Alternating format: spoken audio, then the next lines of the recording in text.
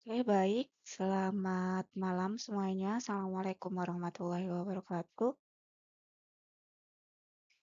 Oke, baik. Kita ke pertemuan ketiga. Pertemuan ketiga materi kosmetik dan obat tradisional ya. Jadi untuk pertemuan ketiga ini kita akan membahas atau belajar terkait macam sediaan kosmetik. Nanti termasuk ke sediaan-sediaan bahan alamnya ya. Jadi nanti akan ada tugas terkait sediaan-sediaan bahan alam tersebut. Langsung saja. Jadi di pendahuluan terlebih dahulu di sini eh, definisi kosmetik sepertinya sudah diulang-ulang ya. Jadi terkait definisi dari kosmetik adalah segala sesuatu ya yang diaplikasikan di luar kulit gitu ya. Baik untuk dia memperbaiki penampilan, membersihkan, kemudian untuk mewangikan, dan menutup kekurangan pada kulit seperti itu. Nah, di sini kalau menurut Kamus Besar Bahasa Indonesia dikatakan juga di situ bahan untuk mempercantik wajah, kulit, rambut, dan sebagainya. Ini ke dekoratif ya, bedak, pemerah bibir, dan lain sebagainya. Nah, kata kosmetika berasal dari bahasa Yunani kosmetikos yang artinya keahlian dalam menghias. Di mana di sini dalam artian obat di sini bukan obat ya, kemarin sudah disampaikan dari peraturan BPOM juga kosmetik itu bukan obat, tetapi maksud obat di sini adalah terapi. Bisa memberikan efek terapi untuk apa? Untuk digunakan eh, diaplikasikan dalam merawat, membersihkan, dan juga mempercantik diri. Nah, ini adalah definisi dari kosmetik tersebut. Kemudian ini perkembangannya ya. Di sini sudah juga disebutkan bahwa kosmetik itu tidak termasuk golongan obat ya.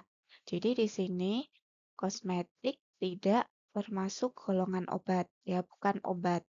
Di sini disebutkan juga. Nah, dikatakan juga menurut Peraturan Menteri Kesehatan tahun 91 itu ya. Jadi tadi yang sudah dijelaskan di awal bahwa kosmetik itu digunakan pada bagian luar badan atau bagian luar tubuh. Ya, bisa pada epidermis, rambut, dan lain sebagainya ya. Kemarin sudah diulang-ulang terus gitu ya. Tetapi tidak dimaksudkan untuk mengobati atau menyembuhkan suatu penyakit. Nah, seiring dengan perkembangan zaman, maka produsen kosmetik itu eh, memproduksi sediaan-sediaan kosmetik dan ingin melakukan kombinasi antara kosmetik dengan obat tradisional. Dalam hal ini obat bahan alam gitu ya. Atau tanaman-tanaman tradisional, tanaman-tanaman bahan alam. Kemarin kan sudah ada sejarahnya, Ibu ceritakan gitu ya, terkait biodiversity dari Indonesia di mana tanaman tradisional itu sangat banyak sehingga pemanfaatannya di sini sudah mulai dilirik oleh produsen-produsen kosmetik yang memang pada kosmetik sekarang sudah banyak tanaman-tanaman yang memang digunakan atau bahan alam yang memang dimanfaatkan seperti itu ya. Contohnya apa? Santalea asiatica, kemudian Basidius erosus, kemudian Jasminum, officinale, dan lain sebagainya. Saffron itu ya masih hits sampai sekarang. Nah, kemudian di sini ini cosmetics ya. Cosmetics itu singkatan kosmetik dan Medicaid. Itu ditemukan oleh Profesor Uboy pada tahun 1955. Nah, definisi dari kosmetik itu penggabungan kosmetik dengan bahan-bahan tertentu yang memang di situ memiliki efek aktif untuk mempertahankan fisiologi kulit, yang memperbaiki fisiologi kulit yang kurang baik gitu kan ya. Nah, kemudian dirubah menjadi sesuatu yang biar kelihatan eye-catching kayak gitu. Jadi misalnya ada bekas luka, kemudian ada flek-flek hitam, itu tertutup dengan pemakaian atau pengaplikasian ke dalam hal ini kosmetiknya ya kosmetik dekoratif seperti itu. Kemudian ini Dr. Klickman itu menemukan istilah cosmeceutical, ya, kosmetik dan pharmaceutical atau farmasi. Jadi farmasi kosmetik merupakan penggabungan antara kosmetik dan juga obat.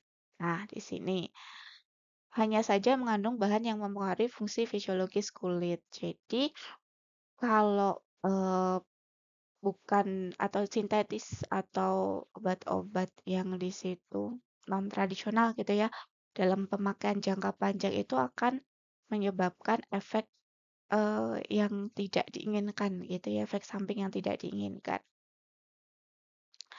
Nah, cosmeceutical dapat memperbaiki penampilan dengan memberikan nutrisi yang diperlukan untuk kulit sehat. Terus, cosmeceutical biasanya juga dia klaim dari cosmeceutical, kemarin kita sudah bicara tentang klaim kosmetik ya. Itu bisa meningkatkan warna kulit, tekstur, dan bercahaya juga mengurangi kerutan. Bukan menghilangkan kerutan, tetapi mengurangi kerutan.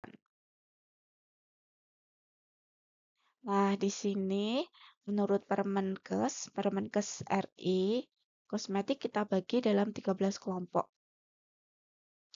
yaitu preparat untuk bayi, preparat untuk mandi, preparat untuk bayi apa saja? Preparat untuk bayi itu seperti minyak bayi dan juga bedak bayi, gitu ya.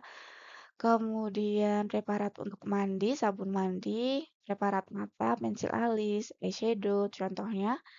Kemudian parfum, wangi-wangian, preparat rambut, shampoo itu, preparat pewarna rambut seperti cat rambut, make up, kecuali mata ya, seperti lipstick, bedak, dan juga blush on. Kemudian preparat kebersihan mulut seperti pasta gigi, mouthwash itu terkait kebersihan mulut ya. Terus kebersihan badan, deodoran, kemudian preparat kuku, cat kuku, lotion kuku, nail ya sekarang, nail art itu ya. Terus untuk perawatan kulit sendiri, bersih pelembab itu kan seperti apa namanya body lotion, kemudian apa body butter dan lain sebagainya. Preparat cukur, sabun cukur dan preparat sunscreen ya. Nah, ini adalah eh, pembagian kosmetik menurut peraturan Menteri Kesehatan RI. Ada 13 kelompok pembagian kosmetiknya. Kemudian menurut cara pembuatannya, kosmetik dibagi atas kosmetika modern dan juga kosmetika tradisional. Nah, bedanya apa? Oke, kita akan lihat. Kalau kosmetika modern itu bahan yang digunakan untuk pembuatan kosmetik itu adalah rata-rata bahan kimia, tetapi proses pembuatannya atau proses pengolahannya itu diolah secara modern. Kalau tradisional itu ada dibagi menjadi dua, tradisional murni dan juga semi tradisional. Kalau tradisional murni itu bahan-bahan yang digunakan atau komposisi sebagian besar komposisi kosmetik yang digunakan adalah berasal dari bahan-bahan alam ya. Kemudian proses pembuatannya dengan empiris atau cara yang sudah dipakai oleh nenek moyang sebelumnya gitu kan ya. Atau di situ cara yang diperoleh dari turun-temurun atau warisan nenek moyang gitu ya. Contohnya apa? Lulur. Itu kan ya ada lulur yang apa namanya dibuat dengan tradisional tuh yang masih pakai apa sih kalau bahasa Indonesianya lumpeng sama alu itu ya mortir seperti itu. Kemudian mangir, bedak dingin itu tinggal diaplikasikan ke kulit gitu dia akan dingin, minyak cem-ceman dan lain-lain. Ini adalah kosmetik tradisional murni yang memang cara pembuatannya itu masih sangat tradisional dan perlu di garis bawahi di sini biasanya memang digunakan sendiri gitu ya, dibuat sendiri dan memang digunakan sendiri. Biasanya gitu kan. Kalau memang di industri-industri kosmetik memproduksi ini, ya kalau dalam skala besar itu lulurnya pasti bukan lulur dengan pembuatan yang tradisional seperti itu.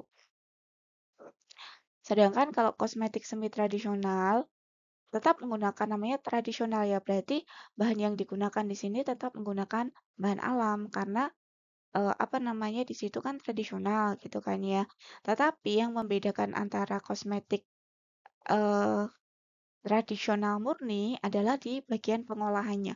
Kalau kosmetik tradisional murni tadi pengolahannya adalah dengan cara tradisional, kalau kosmetik tradisional modern di sini pengolahannya adalah secara modern. Dan di sini biasanya diberikan juga pengawet untuk mempertahankan stabilitas dari produk yang dibuat. Jadi, biar kualitasnya itu pada saat dibuat sampai dia menjelang ED-nya itu kualitasnya sama. Nah, itu adalah kita butuh yang namanya pengawet untuk memperbaiki yang namanya stabilitas dari suatu sediaan atau suatu produk. Seperti itu ya. Oke, kemudian kita mengenal juga masih kosmetik menurut cara pembuatannya ya.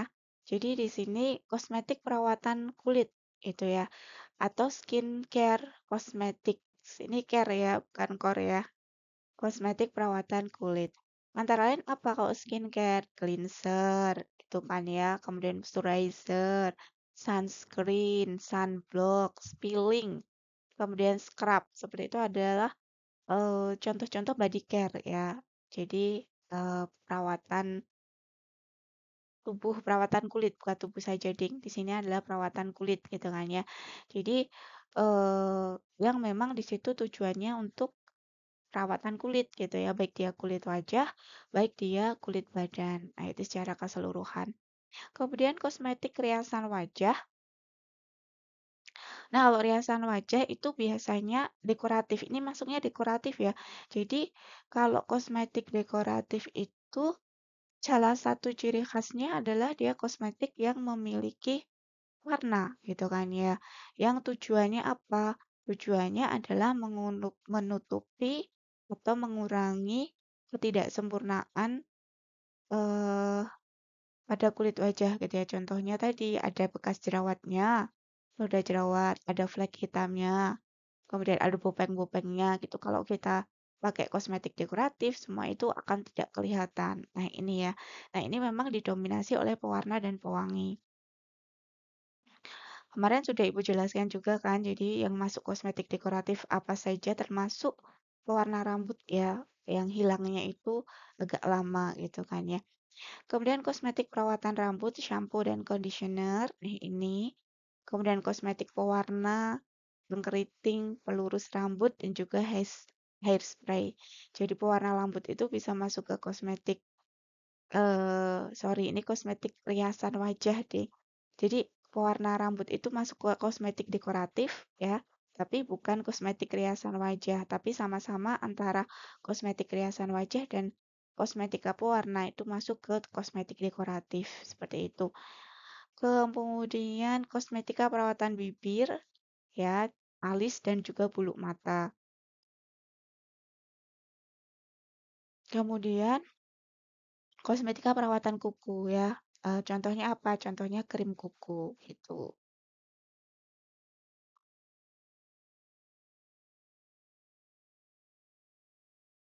Oke, baik kita ke sini. Untuk kosmetik perawatan kuku sendiri ya. Jadi apa sih gitu ya? Apa sih definisinya gitu kan ya? Kemudian kenapa, kapan harus dilakukan perawatan, perawatan kulitnya kayak gitu kan. Eh Nah, untuk kosmetik perawatan kulit itu meliputi apa tadi perawatan sehari-hari ya, yang masuk ke moisturizer, kemudian masuk ke cleansing ya, kemudian masuk ke scrub dan lain sebagainya. Nah, itu perawatan sehari-hari berkala dan perawatan khusus. Nah, ini memang kalau perawatan kulit itu memang perlu diaplikasikan terus-menerus gitu ya kalau kita pakai body lotion gitu ya setiap hari biar kulitnya nggak apa namanya kering, pakai cleansing, pembersih wajah, pelembab itu kan diaplikasikan sehari-hari gitu kan ya. Walaupun tidak sesering mungkin, tapi misalnya pagi aja atau pada waktu sebelum tidur dan lain sebagainya. Tergantung kebutuhannya dan penggunaannya gitu kan ya. Kemudian ini dilakukan kapan? Pada jangka waktu tertentu. Ada yang seminggu sekali, contohnya scrub gitu ya, 2 minggu sekali atau sebulan sekali gitu kan. Ada beberapa yang memang misalnya kita mandi kan nggak setiap hari juga kita luluran gitu ya. Atau misalnya apa namanya melakukan eh, exfoliating gitu kan juga nggak setiap hari. Nah itu. Kemudian perawatan kulit berkala tujuannya apa? Menjaga kesehatan pasti gitu ya, kebersihan dan juga kondisi kulit. Jadi ini adalah tujuan melakukan perawatan kulit. Ya pasti yang utama adalah untuk kesehatan. Jadi kalau tidak dirawat, ia tidak akan terlihat sehat gitu kan ya. Kulitnya juga tidak akan terlihat sehat. Bonusnya adalah kebersihan dan juga kondisi kulit yang baik. Kemudian kosmetik perawatan berkala ini meliputi pembersihan mendalam ya, deep cleansing, peeling tadi ya, ada krim, scrub, pasta, kemudian ada massage. Nah, ini untuk massage ya, jadi biasanya kita lakukan di spa kayak gitu ya. Nah, ini biasanya menggunakan kosmetik berbentuk krim ataupun minyak. Kemudian penggunaan masker ya, krim, pasta, gel, dan penggunaan berbagai vitamin kulit berupa serum atau krim. Nah, ini untuk meningkatkan kesehatan kulit ya. Ya, ini serum ataupun krim. Ini banyak ya sudah diaplikasikan dan digunakan dalam kehidupan sehari-hari.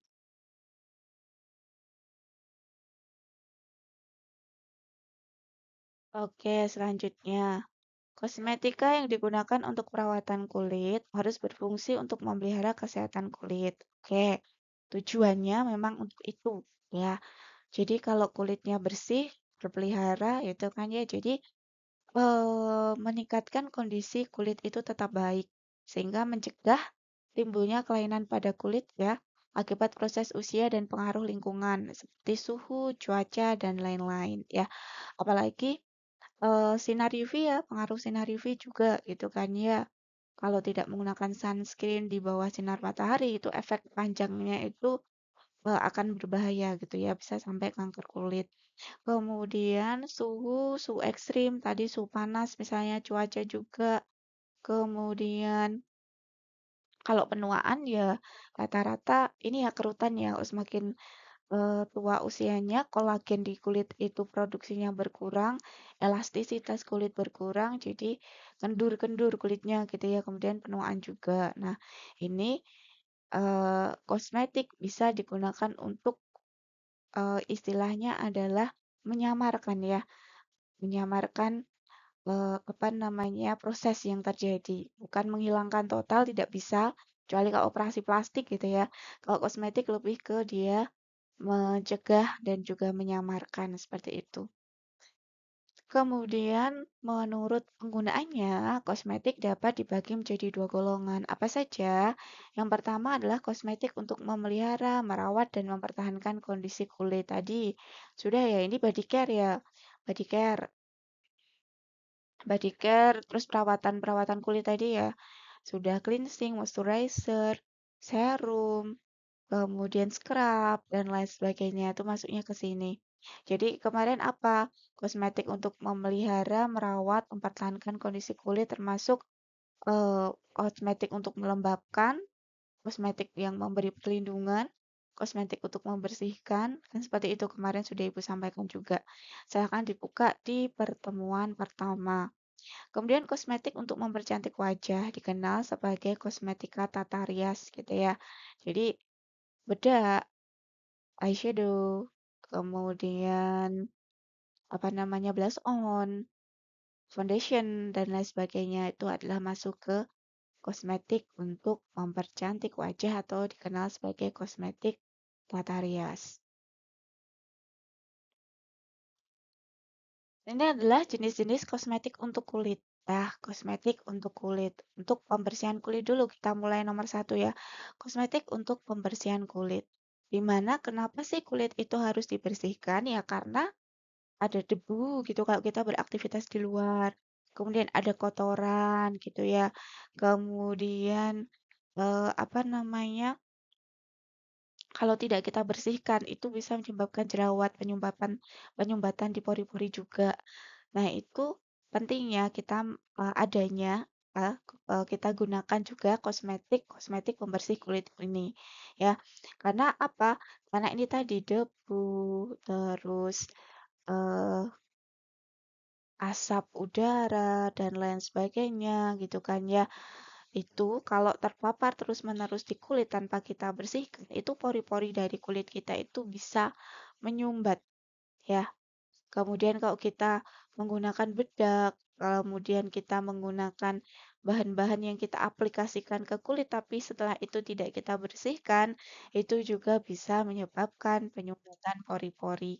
Nah, jadi sel-sel terus ada sel-sel lapisan tanduk yang sudah mati gitu ya. Sel-sel kulit mati itu kalau tidak kita bersihkan ya bisa menyebabkan ini juga kan penyumbatan pori-pori juga gitu kan ya. Terus selanjutnya adalah eh hmm, nah, apa sih yang kita gunakan jenis kosmetik apa sih yang kita gunakan untuk pembersih kulit gitu ya sabun gitu ya. Kalau nggak mandi, selain itu kan salah satu tujuan kosmetik pembersih kulit ini kan fungsinya atau bonusnya itu adalah wangi gitu kan ya. Nah, salah satu produknya adalah sabun. Sabun itu masuk ke dalam penggolongan kosmetik karena dia fungsinya adalah untuk membersihkan. Nah, yang perlu kita perhatikan dalam pengaplikasian atau dalam penggunaan sabun ini, dia harus memiliki pH balance yang dia tujuannya untuk membersihkan kulit ya. Jadi dia dapat melindungi mantel asam di kulit juga. Jadi pH-nya itu memang harus sesuai dengan syaratan pH kosmetik. Berapa? Antara 8 sampai 11 gitu ya. Kalau dia terlalu asam, apa yang terjadi? Nanti kita aplikasikan di kulit itu dia akan perih seperti itu. Ya, jadi memang harus memiliki syarat pH tertentu. Tetapi minyak dalam kosmetika kurang sempurna dibersihkan dengan sabun. Kalau untuk jadi pembersihannya dapat digunakan krim atau susu pembersih. Nah, ini eh kalau misalnya minyak itu di mana sih? Kalau di wajah ya. Jadi kalau misalnya kalau untuk mandi sih ya kotoran-kotoran aja gitu ya, kita bisa menggunakan sabun mandi gitu ya. Tetapi kalau di sini untuk wajah, yang di situ wajah kita aplikasikan macam-macam gitu ya. Kemudian kondisi kulit wajah juga bermacam-macam gitu kan ya. Ada yang normal, ada yang sensitif, ada yang berminyak, seperti itu.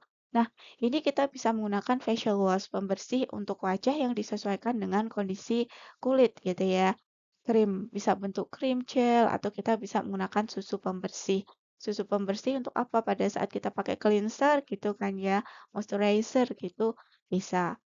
Kemudian kalau kotoran-kotoran berupa sel kulit mati, itu kita bisa menggunakan scrub ya, exfoliating.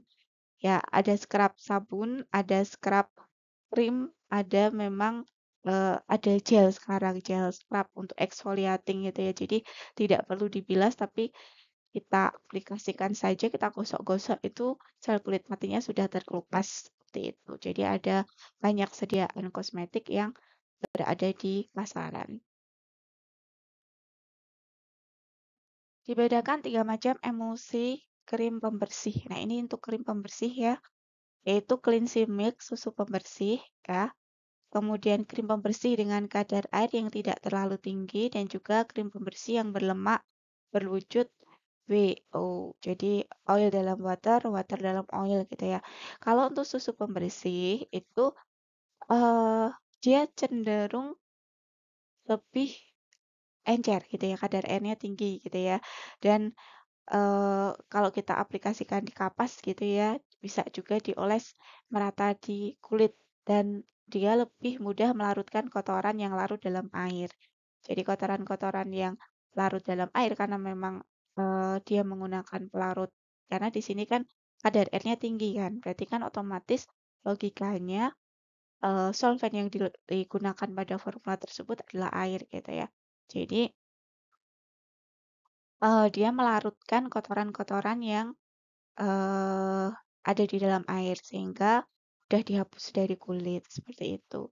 Terus tadi yang kedua adalah krim pembersih dengan kadar air yang tidak terlalu tinggi.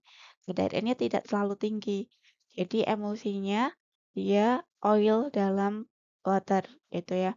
Kemudian ada juga di situ dia lebih yang nomor 2 ini dia dia lebih viskositasnya itu lebih kental ya daripada yang nomor satu.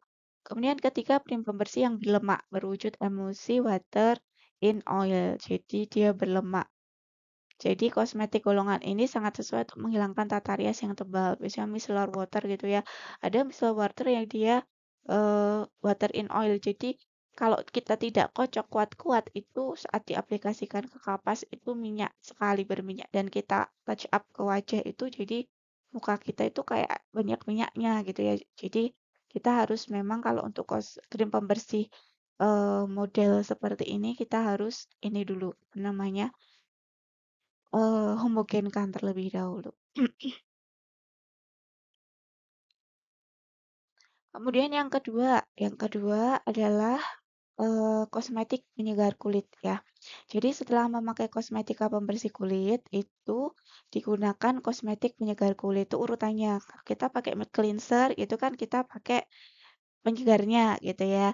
Jadi air mawar gitu kan ada kan ya yang salah satu produk kosmetik seperti itu ya nama produk kosmetik itu ya setelah mid cleanser kita gunakan penyegarnya. Nah, fungsinya apa ya? Untuk menyegarkan kulit gitu kan ya.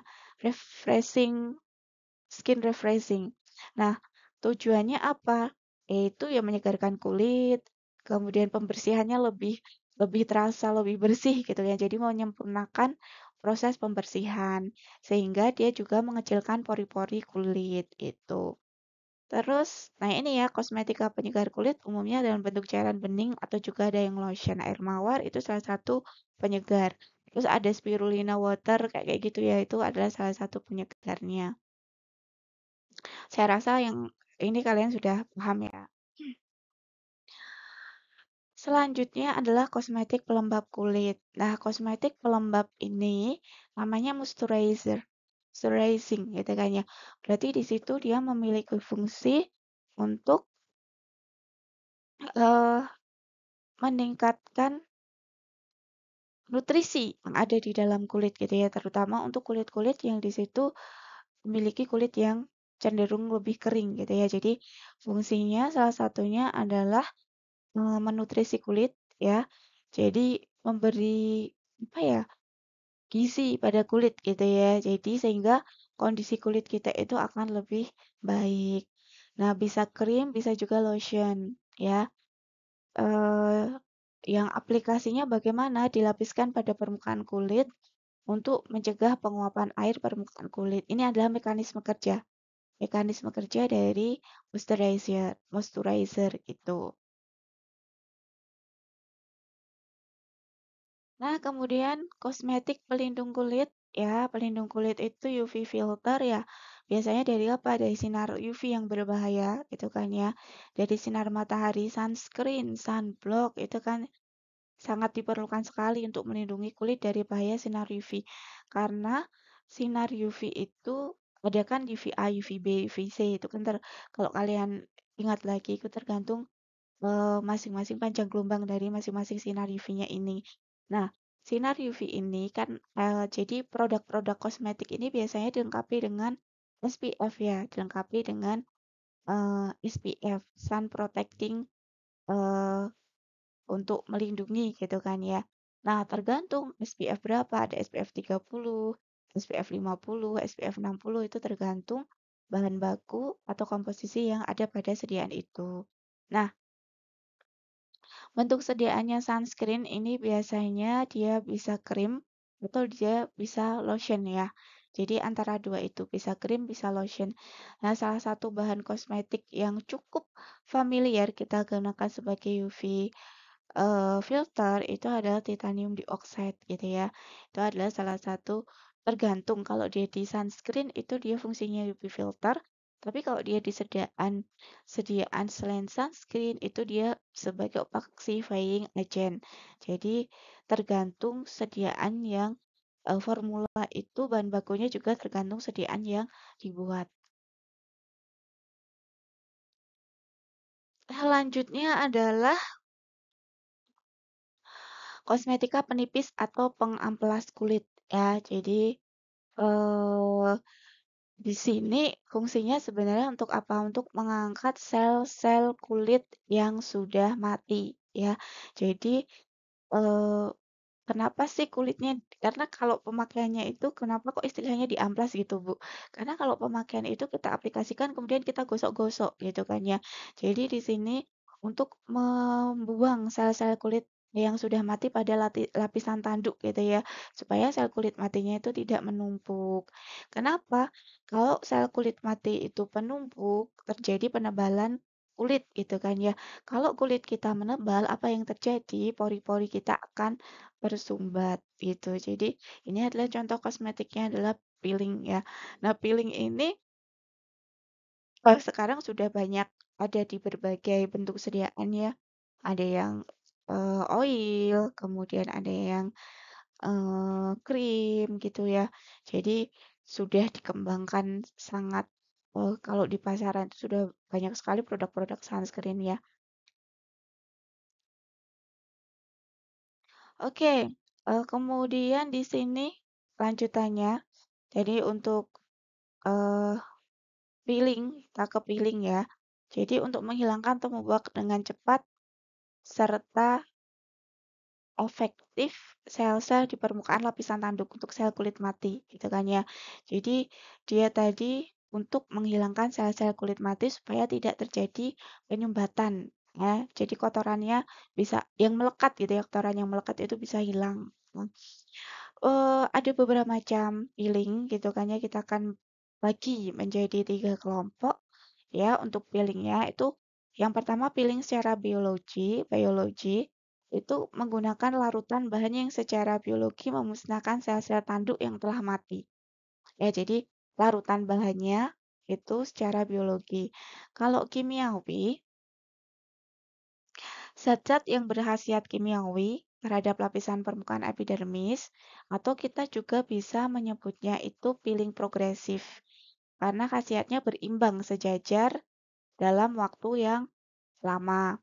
Kemudian kalau abrasif, ini lapisan atas kulit itu kita hilangkan untuk sel-sel kulit matinya maksudnya gitu ya dengan menggosokkan bahan-bahan pengikis mekanis pada permukaan kulit. Jadi kemarin kan ada salah satu istilah pada materi medika kosmetik bahan alam gitu kan ya terkait abrasif ya ada bahan-bahan tertentu yang situ memang memiliki sifat abrasif yang kita akan gunakan formula tersebut salah satunya pada peeling abrasif ini ya.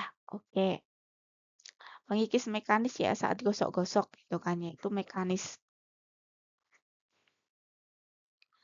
Nah ini selanjutnya adalah kosmetik riasan wajah ya. Jadi ini ya memang untuk tujuannya ya untuk merias wajah, namanya aja kosmetik riasan wajah ya. Diperlukan untuk mempercantik, memperindah penampilan, merias gitu kan ya, menutupi kekurangan kulit, kecacatan kulit, membuat wajah lebih menarik, enak dipandang gitu kan ya. Nah, ini adalah definisi dari kosmetik riasan wajah. Tujuannya tentu saja untuk apa? Ya tadi meningkatkan penampilan, membuat wajahnya kalau dilihat itu lebih cantik gitu kan ya, lebih menarik gitu ya.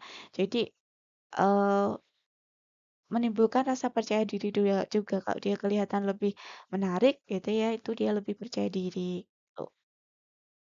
Nah, ini contoh-contohnya apa saja sudah ada di sini ya.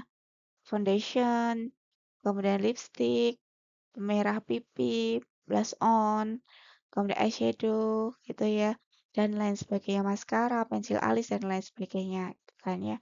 Yang hobi dandan ini pasti lebih familiar ya. Kemudian di sini kosmetik pencegah yang kaitannya dengan kelainan kulit ya. Nah, kelainan kulit itu bisa terjadi karena kita abai dalam melakukan perawatan kulit ya. Jadi cuek gitu ya. Oke, secuek-cueknya ya kalau membersihkan kulit jangan abai, paling tidak itu yang dasar saja yang digunakan kalau malas gitu kan ya. Contohnya apa ya, sabun, ya facial wash, kemudian untuk membersihkan wajah, kemudian untuk menghilangkan bau badan, deodoran, perfume itu ya. Nah, kalau kita tidak menjaga kesehatan kulit, itu bisa muncul kelainan-kelainan pada kulit kita, gitu ya. Jadi ada beberapa kosmetik yang contohnya apa? Contohnya kalau kita beraktivitas di luar rumah, kemudian kita terpapar debu, kemudian kita malas melakukan pembersihan terhadap wajah baik menggunakan micellar water, baik menggunakan facial wash dan lain sebagainya. Itu apa yang terjadi? Biasanya terjadi pada eh, anak-anak muda itu adalah jerawat. Ah, salah satunya ya. Kemudian noda-noda hitam kalau kita tidak menggunakan sunscreen ya. Jadi noda-noda hitam itu akan ada. Nah, ini ada yang perlu Ibu apa ralat ya.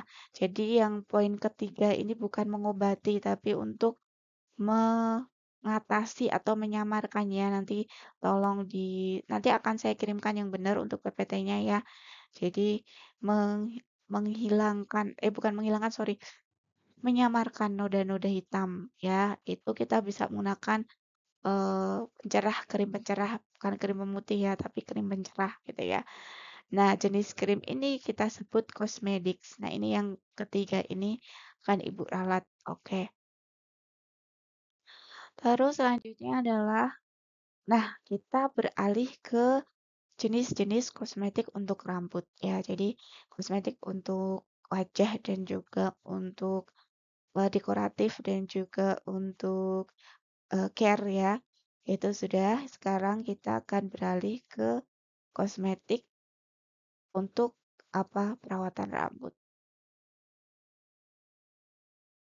Oke, kita ke yang paling sederhana dulu, yang paling dasar dulu gitu, yang sering sekali kita gunakan ya. Apa itu? Dia adalah shampoo, kosmetik pembersih rambut gitu kan ya.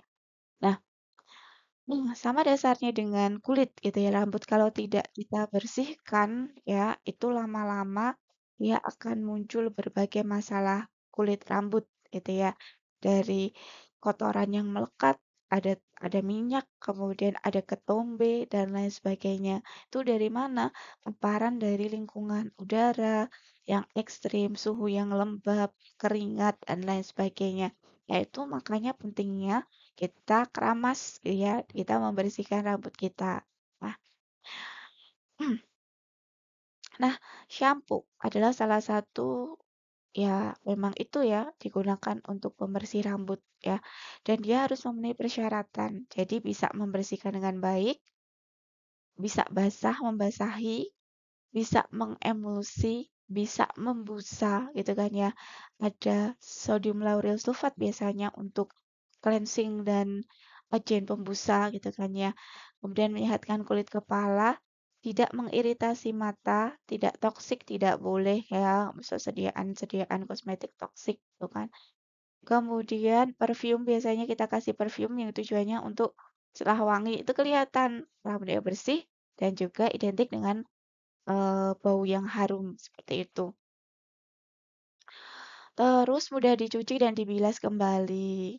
Dan bisa menggunakan bahan aktif untuk mengatasi penyakit rambut pada kulit kepala.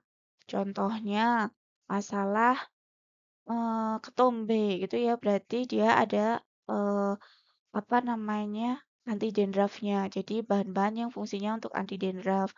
Kemudian sekarang ada banyak eh, model-model ya variasi sampo gitu ya yang bisa mengatasi masalah perambutan. Contohnya tadi untuk anti ketombe atau itu untuk rambut yang lepek. Kemudian ada juga yang untuk rambut yang rusak, untuk rambut yang rontok dan lain sebagainya. Nah, itu sekarang sudah ada banyak macam variasinya gitu. Jadi bisa kita pilih sesuai dengan kebutuhannya.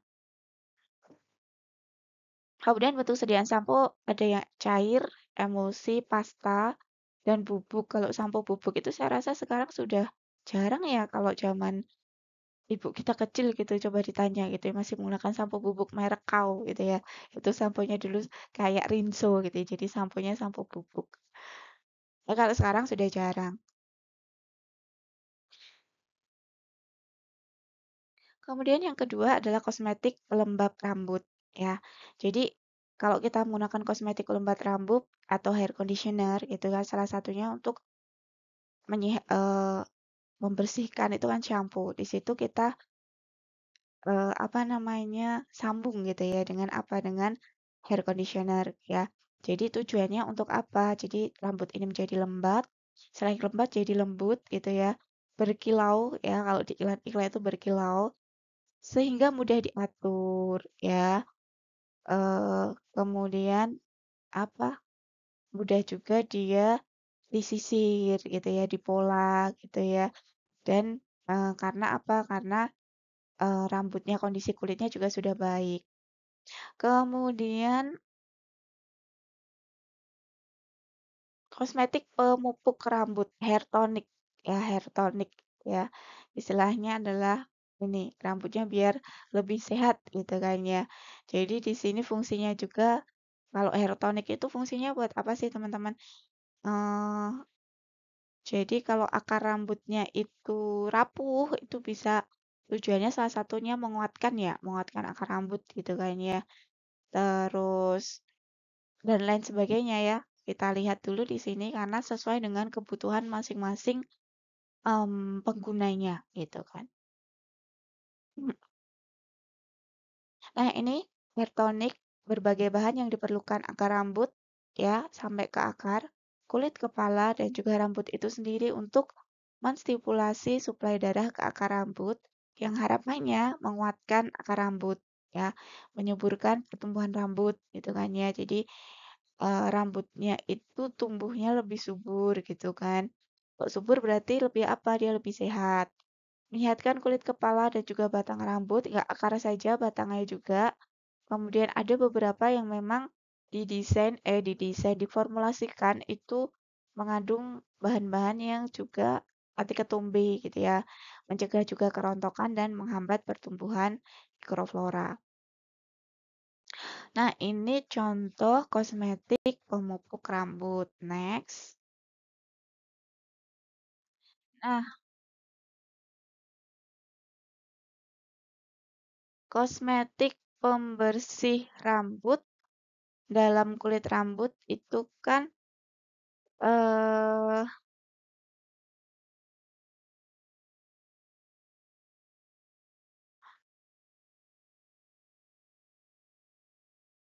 dalam kulit rambut itu kan terdapat atom-atom,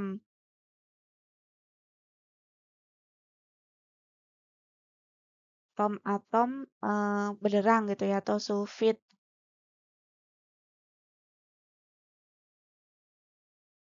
yang mengikat ya atau kita sebut sebagai ikatan sulfida ya. Berarti dalam hal ini rambut itu harus lurus gitu ya posisi ikatan di sulfidanya sehingga apa? Jadi jadi apa namanya? Kalau kita asumsikan gitu ya, ikatan di sulfida rambut itu akan seperti tangga dengan anak tangga, letaknya sejajar dan lurus.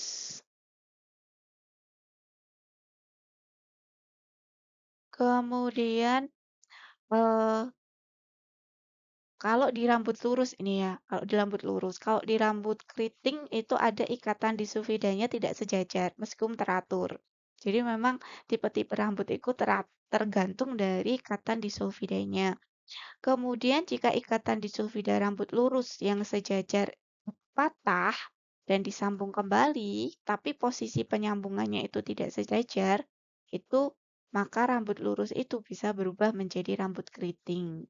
Jadi, pematahan ikatan di sulfida ini dilakukan oleh larutan pengkeriting. Oke, kemudian kita lanjutkan. Nah, ini ada kosmetik pratata. Bahasanya baku ya, teman-teman. Jadi kosmetik untuk penataan rambut gitu, entah dia mau dicatok biar lurus atau apa namanya, styling lah, untuk styling kalau di curly dan lain sebagainya gitu ya. Nah, kosmetik rambut ini bertujuan untuk menjadikan desain rambut yang dibuat mampu bertahan lama. Jadi kalau misalnya mau mau kelihatan lurus terus itu gimana? Mau kelihatan curly terus itu bagaimana? Nah, kosmetik ini biasanya kita bentuk dalam styling mouse gitu ya, dalam bentuk styling yang teksturnya sangat halus, mudah menyebar rata, kemudian membasahi rambut dan memudahkan pengontrolan pada pembuatan desain tata rambut, sehingga hasilnya lunak dan halus.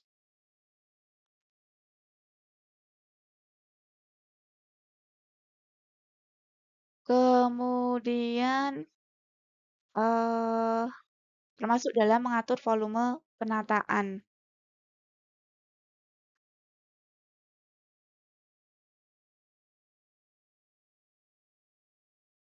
Nah, styling gel, salah satunya apa sih? Salah satunya styling gel. Styling gel itu berupa gel bening, ya gelnya bening, agak kental gitu ya. Namanya gel ya.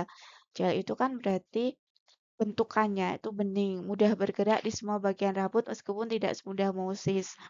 Nah, ini bisa kita gunakan dengan styling gel juga. Tadi ada styling mousse, tadi styling gel. Kemudian ini dapat dilakukan lebih mudah termasuk kontrol atas volume penataan terutama jika volumenya akan dibuat lebih penuh. Nah, ini ada macam-macam ini ya, apa namanya, eee, styling rambut yang diinginkan seperti apa gitu. Hairspray, hairspray di sini. Nah, hairspray biasanya eh, untuk mengeringkan dengan cepat hasil penataannya gitu ya, dikasih spray gitu kan ya. Jadi baik tahap demi tahap maupun secara keseluruhan untuk mencegah masuknya kelembapan udara ke kulit rambut sehingga desain rambut yang sudah ditata tetap terjaga. Nah, ini untuk mempertahankan desain rambutnya itu agar tahan lama. Itu kita menggunakannya adalah menggunakan hairspray itu ya. Nah, ada dua macam hairspray yaitu non aerosol dan juga aerosol ya. Kalau non aerosol hairspray itu kalau spray itu kita pencet gitu ya, eh kita aplikasikan. Nah, itu semburannya tebal ya. Kemudian sulit merata sehingga sering harus disemprotkan banyak-banyak gitu ya. Kemudian kekurangannya juga dia meninggalkan bekas-bekas warna putih di rambut. Kemudian aerosol hairspray ini bahan senyawanya organik ya. Kalau kita menggunakan bahan senyawa organik, kekurangannya eh, mudah menguap gitu ya, mudah menguap volatil. Jadi semburannya kuat, halus dan merata. Tuh.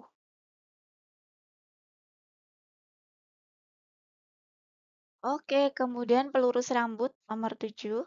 Nah, pelurusan rambut dapat dilakukan dengan tiga cara, yaitu pengepresan dengan hair straightener, kemudian hair rebonding. Nah, ini eh, metode-metode pelurusan rambut yang bisa diaplikasikan ya.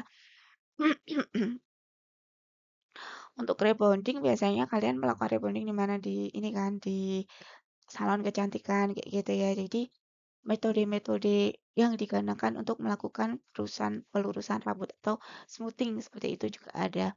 Kemudian pewarna rambut gitu ya. Kebiasaan mewarnai rambut ini sudah dikenal dengan sejak zaman Mesir purba ya, sekitar 4.000 tahun yang lalu. Tujuannya apa sih melakukan pewarnaan rambut ya?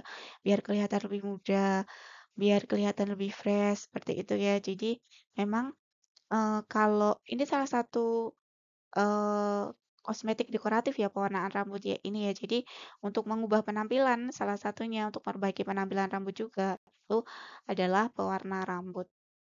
Dan temporari ya, dia akan hilang seiring rambut itu tumbuh semakin panjang. Nah, sekarang kita ke sini. Kira-kira hal apa saja sih yang perlu kita perhatikan dalam penggunaan kosmetik gitu ya. Hal apa saja yang perlu kita perhatikan dalam penggunaan kosmetik dan pengaplikasian kosmetik itu ada gitu ya. Jadi eh, untuk penggunaan kosmetik yang lebih baik dan lebih maksimal. Oke, kita ke sini dulu kosmetik untuk kulit. Jadi kalau eh, kasusnya adalah debu. Debu yang menempel pada kulit itu kita bersihkan dengan cara membilasnya dengan air. Tapi kalau dia menempelnya agak kuat, misalnya yo ora lumpur pun ya debu yang dia membuat wajah kita agak hitam gitu ya, itu kita perlukan sabun. Nah, kalau kotorannya berupa minyak, itu bisa kita gunakan susu pembersih. Nah, kalau untuk menghilangkan sel-sel kulit yang sudah mati, itu menggunakan kosmetik untuk peeling atau exfoliating tadi ya. Terus kosmetik pelembab itu kita gunakan sebagai dasar. Jadi pertama kali menggunakan pelembab sebelum menggunakan eh, foundation gitu ya dan lain sebagainya. Kemudian krim pelembab yang mengandung nutrisi itu dipergunakan pada sore atau malam hari setelah wajah dibersihkan. Kan ada pelembab yang memang untuk eh, apa dandan gitu ya. Ada juga pelembab yang untuk nutrisi. Contohnya punya salah satu merek pelembab itu sekarang banyak kok merek pelembab gitu kan ya. Ada banyak gitu kan ya. Itu contohnya adalah kalau dia ada kandungannya Centella asiatica gitu ya, jadi bisa dipakai sehari-hari pagi sama sore. Tujuannya adalah menutrisi kulit atau memberi gizi pada kulit.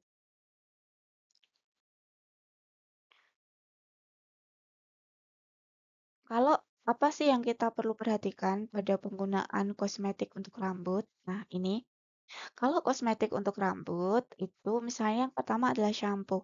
Shampoo digunakan untuk mencuci rambut supaya apa? Supaya bersih dengan menambahkan air. Jadi dengan menambahkan air gitu ya. Jadi ya sudah, pengaplikasian hanya ditambahkan air aja. Penggosokan dan pengurutan yang dilakukan pada waktu penggunaan gitu ya, itu membantu melepaskan kotoran pada rambut. Jadi pada saat kita keramas digosok-gosok gitu ya, biar kotorannya lepas. Kemudian kalau setelah dibilas, lemak dan semua kotoran itu bisa ikut dibersihkan. Kemudian dalam proses pengkeritingan dan pelurusan rambut, larutan bahan aktif akan meresap dengan baik jika keadaan rambut bersih. Oke. Nah, larutan pengkeriting ini diletakkan dalam botol dengan takaran yang sesuai. Agar apa? Agar pemakaian dari bagian atas ke bawah dan bisa terhindar terkena kulit kepala karena takutnya dia menyebabkan iritasi. Nah, ini ya. Nah, apa sih efek samping kosmetik yang perlu kita perhatikan, efek sampingnya itu? Jadi di sini rambut dan kulit kepala berminyak akan bertambah berminyak jika memakai sampo secara terus-menerus dan rambutnya cepat kotor, bisa jadi berketombe gitu ya. Nah, untuk kulit kepala dan rambut kering akan semakin kering kalau diberikan sampo yang dapat mengakibatkan timbulnya ketombe kering gitu ya. Kemudian pemakaian conditioner yang terlalu banyak dan sering dapat menyebabkan rambut lemas, susah diatur, cepat kotor, dan mudah mengalami ketombe basah. Nah, kalau pemakaian bahan pengering rambut yang ber-pH di atas 95 itu justru akan menyebabkan kerusakan batang rambut.